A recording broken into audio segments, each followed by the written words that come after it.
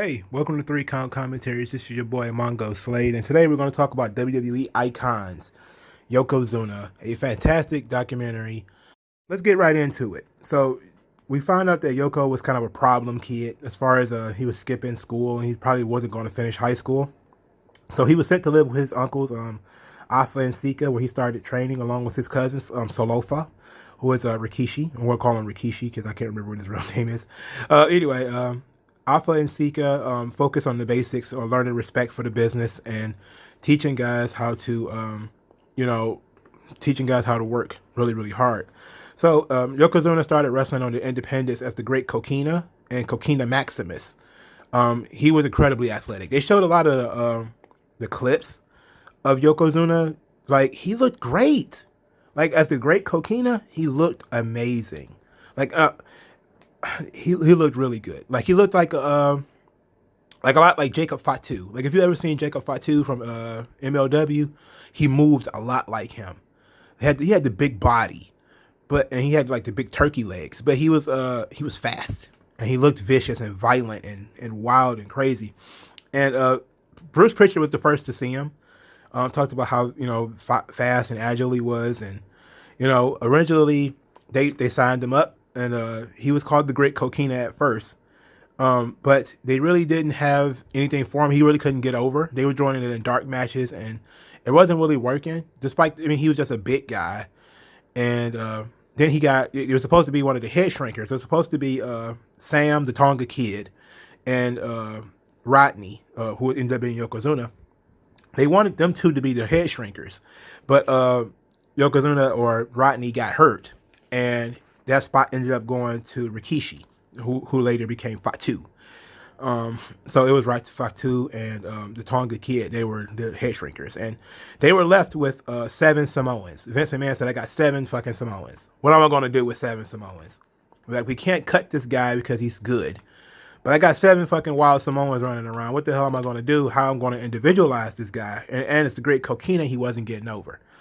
So apparently Sergeant Slaughter was there and overheard this, and then says that he looked at him, or Vince McMahon told him, like, "Hey, give me an idea for this guy."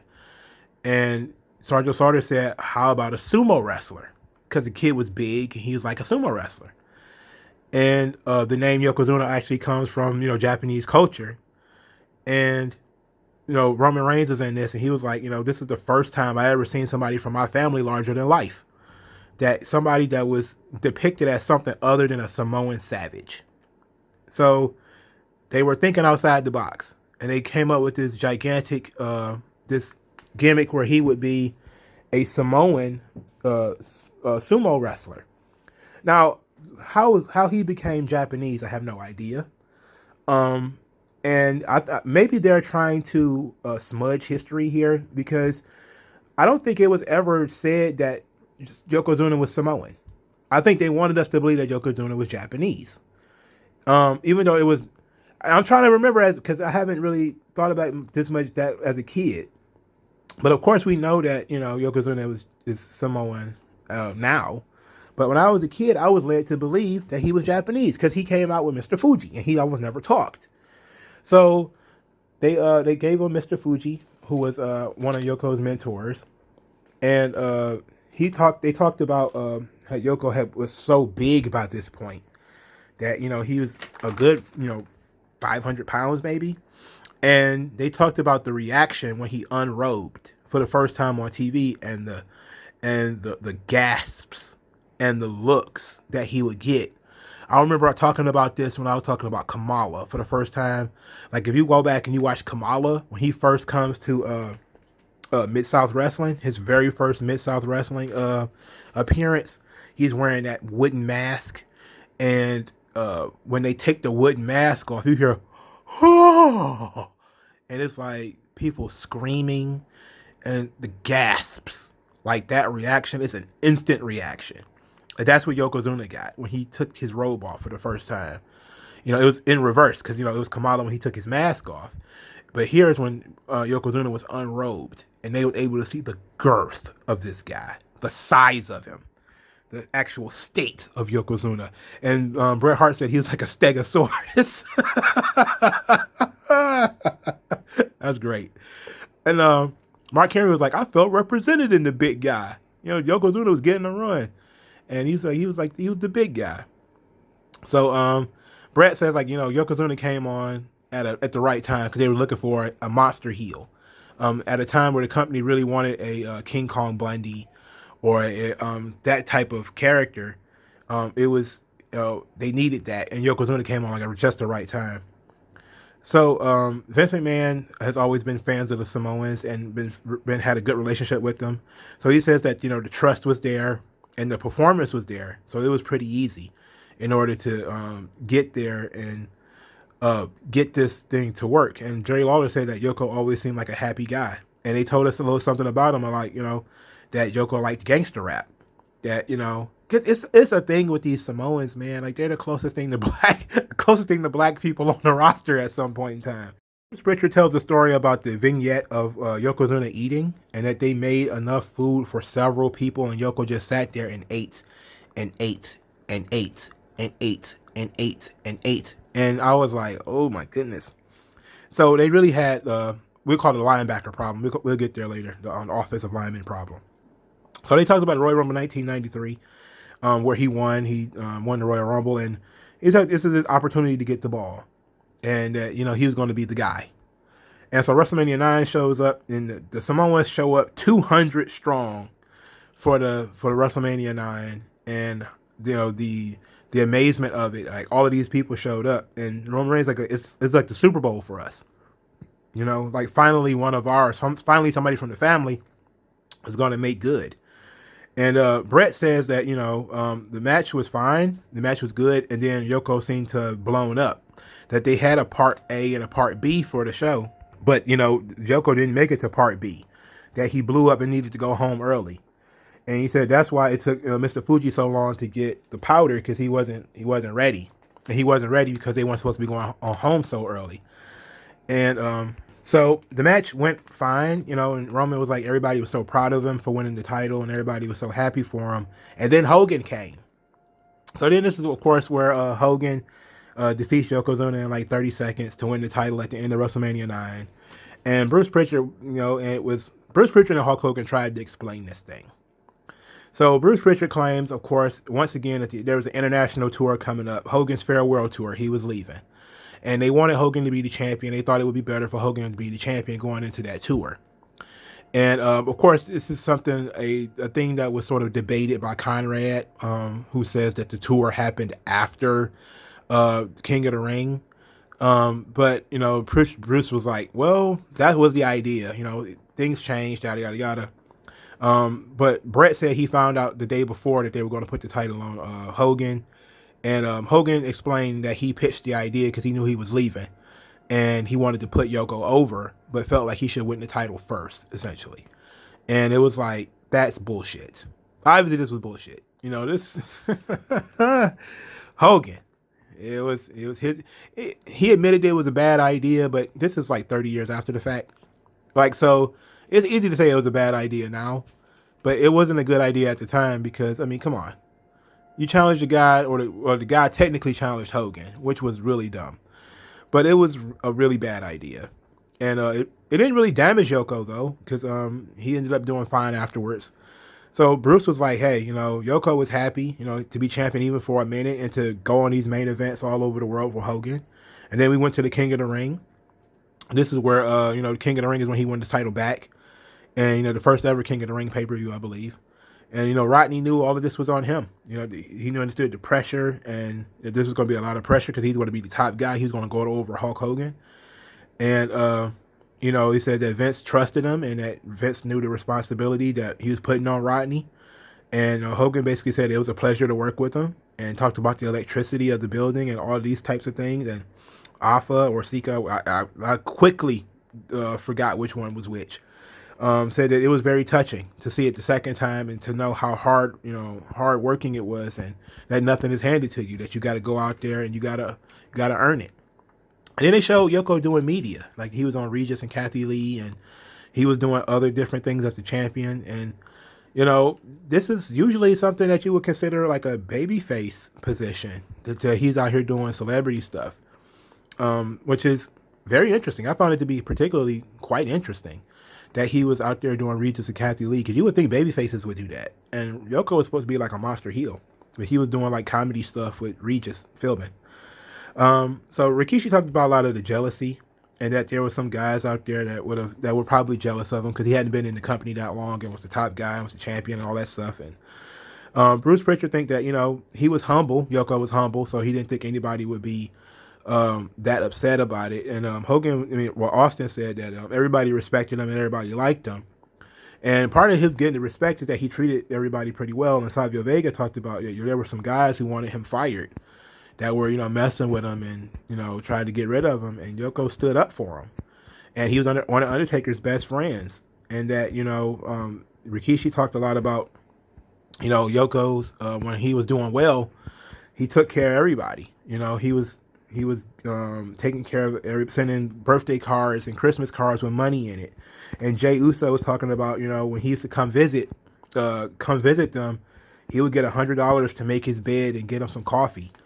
Like basically just taking care of him. And of course, Rikishi tells this wonderful story of Yoko helping him when he first moved, and when he was just getting started as a member of the Head Shrinkers. He didn't have much, and Yoko was a top guy, and Yoko took care of him. Helped him get heat in the house and help him furnish his place, and it was really good stuff. It was amazing stuff. And he talked about the Samoan culture, how it's strong in faith and strong in pride and strong in religion, and how you have to pass that on. And his children were there. His son Justin, his daughter Kilani. Talked about how he used to pick them up in school in limousines, and that Kalani was like, this is, he was her best friend. And they talked briefly about Undertaker and Yokozuna, the string of matches they had, and Jim Cornette was actually in this, which was a surprise. I wonder if he actually watched it. And Undertaker basically talked about they had good chemistry between the two of them, and he really wanted to work with Yokozuna when he first saw him. And that's he ended up with Giant Gonzalez. But Yoko had a hell of a run, 280 days as a WWE champion as a heel before losing the title to WrestleMania 10. And then Brett says that there is heartbreak in losing the title. If it doesn't bother you, then you aren't taking the business seriously. And Cornette basically talked up like, this kind of heel run, this 280 days, never really happened in WWE. But it was a question of whether he could keep up. And then they said after WrestleMania 10, they started to notice that, this is Bruce Pritchard talking, that after WrestleMania 10, they started noticing like Yoko was slowing down, that he was getting bigger, that he was, his cardio wasn't as good. He was eating more than ever. So they started deciding to put him in tags with Owen, and because his single days were pretty much over. And then they showed some clips of Yokozuna basically like, what do you hate about the business? And he says like he hate traveling because he was so big. And Undertaker was basically like, the guy was so big, he would have to buy 2 seats in order to get on an airplane. And then, Jerry Lawler talked about how Yokozuna broke a toilet. Like he sat on the toilet and broke it and cut his butt open. And, he said Mark Henry was like, he had to be his stooge. So he knew how much Yokozuna ate because he was the one going out getting the guy's food. So he would grab and get him a bucket of chicken and stuff like that. And, everybody wanted him to lose a lot of weight, but Rodney felt like he was okay. Like he didn't see the problem. He didn't understand why everybody was on his case about losing weight. And then Bruce Pritchard was like, he had gotten to the point where he was so big. One time they had to weigh him on the docks. That he had to, basically what they weigh whales with, and sharks and shit. And he was like, that was kind of offensive. That Yoko found that to be very offensive. But he said dieting and working out wasn't working. So they decided to send him to Duke University. But Yoko refused to do it. And he wanted to go and try to lose weight alone. And they gave him some time off so that he could go and try to lose the weight. And when he came back 3 months later, he was heavier than ever. That, taking him off the road and taking him out of the business actually made his addiction to food worse, because now he wasn't doing any physical work. Like that's nuts. Like, and this tells you like the gluttony, like the gluttony demon that people deal with, and there's a difference between gluttony and greed. But this gluttony demon that you just have to have it, just have to have more and more and more is really sad. And so basically they start talking about how much weight he was dealing with and how it was affecting. It was giving him sleep apnea, and it was giving him like he was getting scared. He would stop breathing while he was asleep, or he would fall asleep in the middle of a conversation. He would talk to you and just fall asleep. And the Undertaker said eventually they did send him to Duke University, but it didn't work because Rodney would have guys stealing food from him and funneling food to him in the facility, so it didn't work. So then Bruce Prichard said, "Look, they had to get rid of him because New York Athletic Commission wouldn't let him compete. They wouldn't let him perform anymore, and so they had to do something. So they were forced to release him." And then he said, Brett was like, it was always understood that Yoko had a weight goal, that if he got his weight down to a certain level, then he would be able to come back. But it never happened. The events basically said that Yokozuna was a great man with great values, but you have to want to help. You gotta want to do more. So in 1998, Rodney went to the Independence. He was working Independence, and he was massive at this point. I mean, the guy was like a planet. It was crazy. And Bruce Prichard said what made it particularly sad was that the myth and the attraction of Yokozuna had diminished. Like, he was no longer the fast, aggressive monster that they had made him to be, and that now he just looked like a really big dude. And that, after Rodney was released, they said that, Rikishi basically said that, he started suffering from depression. That, he felt like he left the family down. He felt like he was letting everybody down. So he didn't quite handle that getting released very well. And he didn't really handle, life outside of the WWF so well. And in 1999, and this was staggering to me, Rodney was only 33 in 1999, which means he could have still been wrestling. We could have still had Yokozuna against Stone Cold Steve Austin, or Yokozuna versus Undertaker in '99. Like, we could have had Yokozuna in the Attitude Era, which would have been awesome. But he was 33. He started a wrestling school, and he moved to Las Vegas. And in 2000, he went on a European tour, and he was on this show called The Big Breakfast, and he was doing all type of media in England. And in October of 2000, Yokozuna died in his sleep. He was only 34 years old. So Alpha and Sika basically said that, or Alpha or Sika, I don't remember which one it was, basically said he promised his brother that he would take care of his son. And he said he felt like he failed in doing that because Rodney died so young. And so he apologized. And there was people crying, Mark Henry broke down and cried, talking about, Yokozuna, and Undertaker was devastated. And Bruce Prichard said, like, the guy was larger than life. And they did a Yokozuna tribute show. Alpha put it together, and Undertaker and Kane went to the show, and Rikishi went to the show. And in 2012, Yokozuna was inducted to the Hall of Fame, WWE Hall of Fame. And Roman Reigns said Yokozuna was the largest shadow the family ever put out there, because he was the first one to carry a global product, the first Samoan to carry a global product. And nobody else had ever done it. And Mark Henry said that, hey, this guy opened the door for a new breed of Polynesian wrestler. Like, he was, ahead of his time. And obviously, it was very sad that we lost Yokozuna so young. So that was essentially the documentary. It was fantastic. It made me very emotional, especially as, somebody who has watched other wrestlers struggle with their weight. And this is really what kind of led to the Vince McMahon really being hard on guys for their weight. He really has been hard on guys about their weight, because this guy died at 34. And then obviously Umaga died from, I think it was drugs, but it was also a combination of weight and drugs and stuff like that. And I call this the linebacker or the offensive lineman problem. In the NFL, these offensive linemen, they get paid to be big, right? Like, that's what their job depends on. Their job depends on being the agile 350-pound guy, 320-pound guy. So they get paid they have to maintain that weight, right? If they get below that weight, they could lose their job. But if they get above that weight, they could also lose their job. So it's a different situation when you're dealing with these super heavyweights, and a lot of people don't recognize that, is that, he has to eat a certain amount in order to maintain his mass and his girth and the attraction of Yokozuna. If he lost too much weight, he wouldn't be Yokozuna anymore. If he gained too much weight, he's virtually immobile and he can't perform.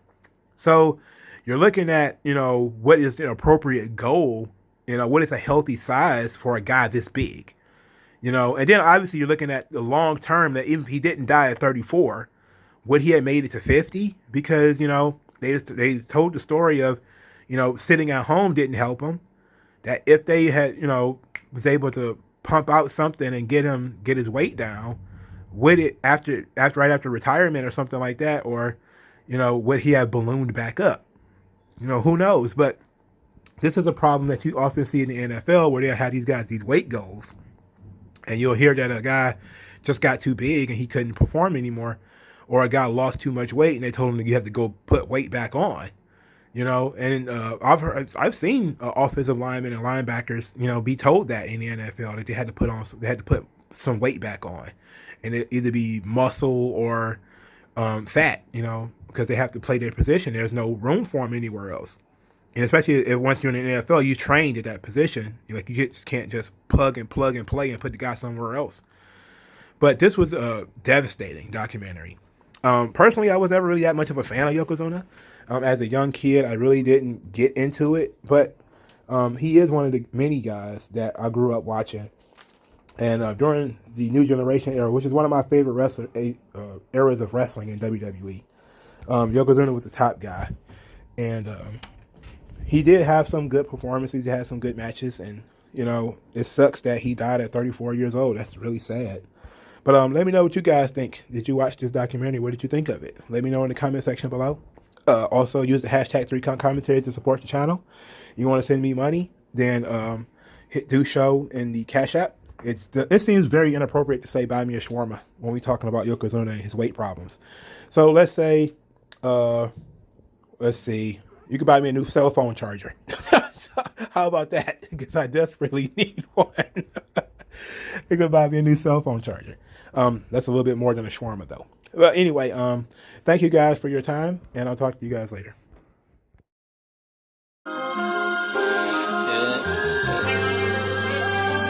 Da da da da.